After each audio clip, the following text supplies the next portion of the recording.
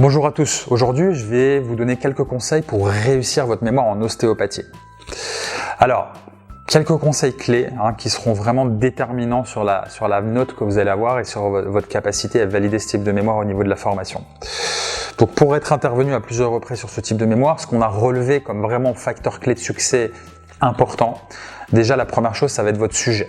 On commence par là, c'est le premier travail, la première étape dans l'élaboration de ce type de mémoire.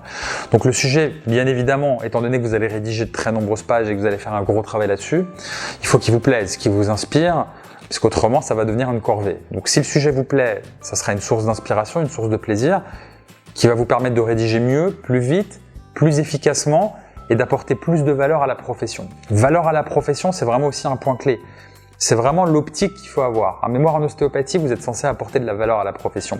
Donc on va se focaliser sur une problématique terrain d'ostéopathie, donc liée à la formation, idéalement que vous avez pu rencontrer en stage ou en expérience professionnelle et pour laquelle vous estimez être en mesure de pouvoir apporter de la valeur à toute la profession. Et ça sera valorisé. Donc ça, c'est vraiment ce qu'il faut garder à l'esprit quand on choisit le sujet, avant même de rédiger le mémoire. Ce sujet, bien évidemment, vous allez le faire valider par votre tuteur, ce qui va permettre de vous assurer que vous allez dans la bonne direction. Si vous allez dans la mauvaise direction, bien évidemment, vous risquez de tout refaire. Donc on part dans la bonne direction. Sur ce type de mémoire, en termes de structuration du mémoire, méthodologie de travail, ce qu'on apprécie, c'est la méthode propre à tous les mémoires médicaux, c'est-à-dire la méthode IMRED. Introduction, méthode, résultat, discussion.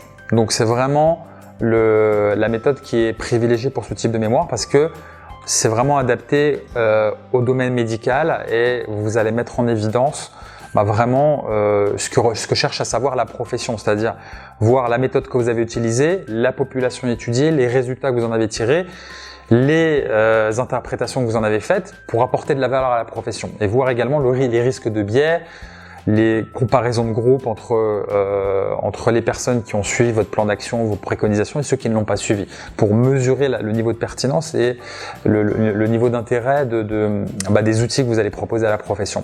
Donc c'est vraiment la méthodologie qu'on va retenir et qu'on va utiliser pour la rédaction de ce type de mémoire. Autre chose qui est relativement importante, c'est les sources que vous avez utilisées, bien évidemment. Les sources, articles de recherche, articles scientifiques, ça c'est pour la partie théorique. Et ces sources-là, idéalement, vous allez les trouver dans PubMed. PubMed, c'est la base de données numéro 1 en termes de référence académique pour les mémoires médicaux, pour les tests d'exercice, en pharmacie, dentaire, médecine, kinésithérapie, mémoire d'ostéopathie. Donc PubMed, P-U-B-M-E-D, c'est vraiment la bibliothèque numéro 1 que je vous recommande absolument d'utiliser pour la rédaction de la partie théorique de votre mémoire.